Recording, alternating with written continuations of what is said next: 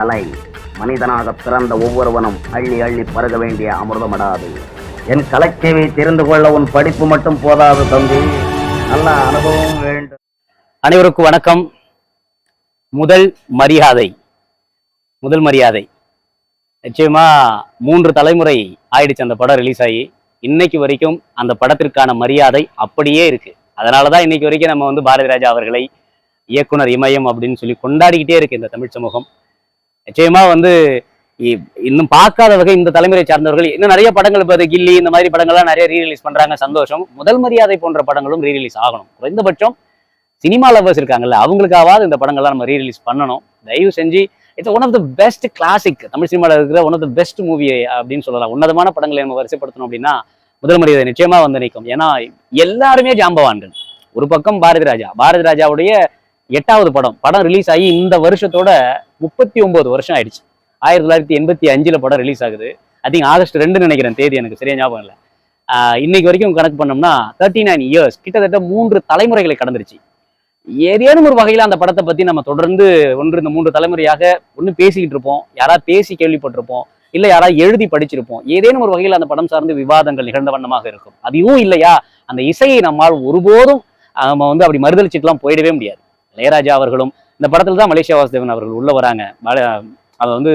அதை எஸ்பி பாலசுப்ரமணியம் அவர்கள் ரொம்ப பிஸியா இருக்கிறாங்க. அதுக்கு உள்ள ஐயோ இளையராஜா அவர்களுடைய பாடலும் பாரதி ராஜா அவர்களுடைய இயக்கமும் அதையெல்லாம் தாண்டி ஒரு பெரும் ஜாம்பவான் நம்மளுடைய நடிப்பு அரசன் நடிகர் திலகம் சிவாஜி அவர்களுடைய நடிப்பும் என்ன சொல்றதுனே தெரியாது. ஏன் இந்த படத்தை நம்ம திரும்ப திரும்ப கொண்டாட வேண்டிய ஒரு கட்டாயம் இருக்கு அப்படின்னா, சிவாஜி அவர்கள் எவ்வளவு பெரிய ஒரு நடிப்பு பேரரசன் தெரியும். ஒரு பெருங்கடல், அந்த பெரும் கடலை அப்படியே சுருக்கி குறுக்கி ஒரு சின்ன அந்த ஒரு குக்கிராமத்தில் ஒரு குளமாக, ஒரு ஓடையாக, ஒரு சலனமற்ற ஓடையாக ஓடவிட்ட அந்த திறமை இயக்குனர் இமயம் பாரதி ராஜா அவர்களை தவிர வேறு யாருக்குமே கை கொடுமான்னு தெரியல.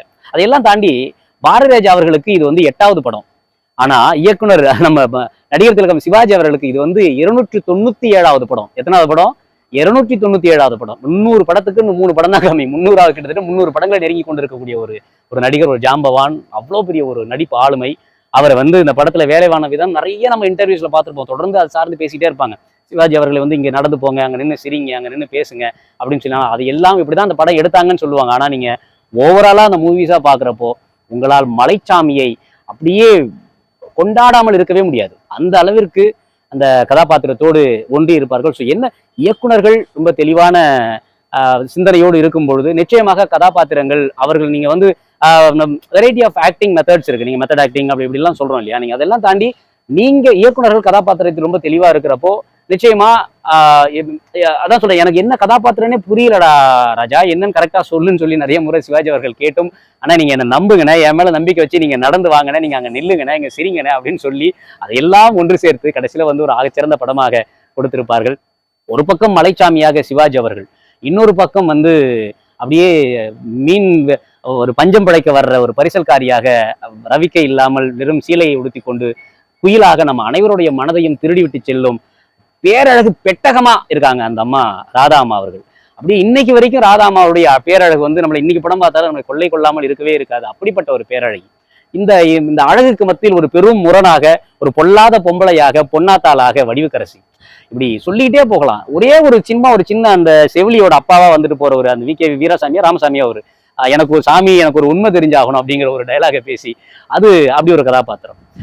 கடைசியில் ஒரே ஓபன் பண்ணா ஒரு டெட் பாடியா கிடக்கக்கூடிய ஒரு ஆளாக இன்னைக்கு இருக்கக்கூடிய புரட்சி தமிழன் சத்யராஜ் அவர்கள்.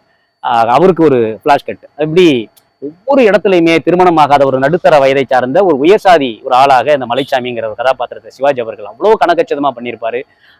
அந்த ஊரும், அந்த மண்ணும், அந்த பரிசலும், அந்த ஓடையும், அந்த ஓடையை சார்ந்த அந்த குடிசையும் கடைசியில தனக்காக தன் குடும்ப கௌரவத்தை காப்பாற்றுவதற்காக குயிலி ஒரு கொலையை செஞ்சுட்டு ஜெயில இருக்கிறப்போ அவ என்னைக்கா இருந்தாலும் என்னை தேடி வருவான்னு சொல்லி அவள் குடியிருந்த அதே குடிசையில் போயிட்டு கடைசியில் மலைச்சாமி ஆகிய சிவாஜி அவர்கள் படுத்து கிடந்து அங்கேயே குயிலியை பார்த்தவுடன் உயிர் விடுவதுங்கிறதெல்லாம் நீங்க அப்படியே அதை எப்படி இதை எழுதியிருப்பாங்க, எப்படி எடுத்திருப்பாங்கிற அளவுக்கு அவ்வளவு தூரம் ஒவ்வொரு இடத்துலையும் கொண்டாடக்கூடிய ஒன்றாக இருக்கும். இந்த ஒவ்வொரு மொமெண்ட்லையும் நம்பிக்கையே இல்லாம தான் இசையமைத்ததாக சொல்கிறார்கள் இளையராஜா அவர்கள். இந்த படத்துக்கு ஒரு இடத்துல கூட தெரியாது, ஒரு இடத்துல கூட அந்த இசை பாடல்கள் ஒவ்வொன்றும் அப்படியே அப்பெல்லாம் பாலசுப்ரமணியன் அவர்கள் எஸ்பிபி இல்லைன்னா நீங்க பாட்டு பாடவே முடியாதுங்கிற ஒரு காலகட்டத்தில் மலேசியா வாசன் ஒருத்தர் கொண்டு அந்த ஓப்பனிங் சிவாஜி அவருடைய கதாபாத்திரத்தை வந்து இசை ஒரு பக்கம் அப்படின்னா இன்னைக்கு ஒரு பெரிய விவாதம் நடந்துட்டு இருக்கு. இசையா மொழியா அப்படின்னு சொல்லி ஒரு பக்கம் வைரமுத்து, இன்னொரு பக்கம் இளையராஜாவை பற்றி மாறி மாறி விவாதங்கள் நடந்துட்டு இருக்கு. இந்த படத்தை பார்க்க வேண்டும். ஆஹ் ஏ குருவி சிட்டுக்குருவி ஒரு பாடல், ஏ குருவி சிட்டுக்குருவிங்கிற ஒரே ஒரு பாடல்ல 4 வரிகள் மூலமாக மட்டுமே அந்த படத்தின் மொத்த கதையையும் அந்த மலைச்சாமி கதாபாத்திரத்தினுடைய இயக்கத்தை பிரதிபலிக்கக்கூடிய அளவுக்கு ஒரே 4 வரிகளை சொல்லியிருப்பாரு. பொல்லாத வீடு தட்டு பொன்னான கூடு பொண்டாட்டி இல்ல வந்து எங்கூட பாடுங்கிறத அவ்வளவுதான் அந்த மலைச்சாமியோட கதாபாத்திரம். அதை அவ்வளவு அற்புதமா வைரமுத்து, எனக்கு தெரியல வைரமுத்து தவிர வேற யாரும் இப்படி எழுதியிருக்க முடியுமான்னு தெரியல. இந்த பாடலுக்கு இளையராஜா அவர்களை தவிர வேறு யாரும் இப்படிப்பட்ட ஒரு பாடலை இப்படி ஒரு இசையை உருவாக்கி இருக்க முடியுமான்னு தெரியல. ஆனா இவர்களுக்கு இடையில் இப்படி ஒரு விவாதம் நடக்குதுங்கிறதே வந்து ரொம்ப தவறான விவாதம் நான் நினைக்கிறேன். அம்மாவா அப்பாவா இந்த கண்ணா அந்த கண்ணான்னு கேட்கிற மாதிரி இருக்கு. ஸோ இப்படிப்பட்ட ஜாம்பவான்கள் எல்லாம் கடைசி நேரத்தில் இப்படிப்பட்ட ஒரு சின்ன சின்ன விஷயங்கள்லாம் வந்து பண்ணாம இருக்கிறதுங்கிறது, அதை வந்து நம்ம சமூக வலைதளவாதிகளுக்கு ஒரு பெரும் விவாத பொருளாக மாற்றாமல் இருக்க வேண்டும் என்பது வந்து ரொம்ப முக்கியம். அது ரொம்ப தேவை, காலத்தின் கட்டாயமும் கூட. அவர்களை நாம் கொண்டாட வேண்டிய இடத்தில் தான் இருக்கிறமே தவிர அவர்களுடைய வேலையை அவர்கள் அவ்வளவு கணக்கச்சிதமாக சிறப்பாக செய்துவிட்டு சென்று விட்டார்கள். இப்படி ஒவ்வொரு பாடலையுமே நீங்க சொல்லலாம், ஒவ்வொரு பாடலையுமே சொல்லலாம். படம் முழுக்க பாடல்கள், படத்துடைய கதை எந்த அளவுக்கு, திரைக்கதை எவ்வளவு வலிமை சேர்த்திருக்கிறதோ அதே அளவுக்கு பாடல்கள், எல்லா பாடல்களும், பாடல் தான் உயிர். நீங்க அந்த அந்த நடுவயது மலைச்சாமிக்கும் இந்த சின்ன அந்த பரிசல்காரியாக இருக்கக்கூடிய ராதாவுக்கும் இந்த குயிலிக்கும் நடக்கக்கூடிய அந்த சொல்ல முடியாத, இது காதலா இல்லையான்னு சொல்ல முடியாத அந்த உறவை முழுக்க முழுக்க பாடலின் மூலமாகவும் இசையின் மூலமாகவுமே வந்து வரிகளின் மூலமாக அவ்வளவு அற்புதமாக வெளிப்படுத்தியிருப்பார்கள். ஸோ தொடர்ந்து நாம் பழமைகளை கொண்டாடுவோம். இங்கிருந்து தான் இன்னைக்கு நம்ம பார்க்கக்கூடிய இந்த மாடர்னைஸ்டு சினிமா எல்லாமே வந்திருக்கு. ஸோ தொடர்ந்து நம்ம வந்து தொடர்ந்து பாரதிராஜா அவர்கள், பாலுமேந்திரா அவர்கள், மகேந்திரன் அவர்கள் எடுத்த உன்னதமான திரைப்படங்களை பற்றி தொடர்ந்து நான் அரசுரான் கலைக்கூடத்துல பேச இருக்கிறேன். நிச்சயமா இந்த பதிவை பார்த்ததுக்கு பிறகு நீங்க மறுபடியும் இன்னொரு முறை போய் முதல் முறையை படம் பாருங்க. உங்களுக்கு இன்னும் ஃப்ரெஷ்ஷா இருக்கும், ரொம்ப அற்புதமா இருக்கும். அந்த கதாபாத்திரத்து அமைப்புல இருந்து நீங்க நிறைய தெரிஞ்சுக்கலாம். அதை தாண்டி ஜனகராஜா அவர்கள் கயிறு திருப்ப, பேரே இல்லாத ஒரு கதாபாத்திரம். அந்த கதாபாத்திர பேரே கயிறு திரிக்கிற ஒரு கதாபாத்திரம். அவங்களுக்கு ஒரு ஒய்ஃப், அவன் வந்து சின்ன போய் அங்கங்கே பத்தி வைக்கிறது அவரோட வேலை. ஸோ கயிறு திரிக்கிற வந்துட்டான்ல அப்படிங்கிற மாதிரி அவனுக்கு வந்து தன்னுடைய ஒய்ஃப் மேல, பொண்டாட்டி மேல பெரிய சந்தேகம், நிறைய குழந்தை பெற்றிருப்போம். அப்புறம் அது ஒரு அற்புதமான, ஒவ்வொரு கதாபாத்திரமும் மனசுக்குள்ள நிக்கிற அளவுக்கு சின்ன சின்ன கதாபாத்திரங்கள் அவ்வளவு அற்புதமா பண்ணியிருப்பாங்க. ஸோ எல்லாமே அவ்வளவு கணக்கச்சிதமாக இருக்கக்கூடிய ஒரு திரைப்படம். நிச்சயமா எல்லாரும் இந்த படத்தை இன்னொரு முறை போய் பாருங்க. எல்லா இடத்துலயுமே யூடியூப்லயும் இருக்கு, பிரைம்லயும் இருக்கு. கண்டிப்பா போய் படத்தை பாருங்க. மீண்டும் அடுத்த ஒரு தமிழ் கிளாசிக் படத்தோட சந்திப்போம். நன்றி, வணக்கம்.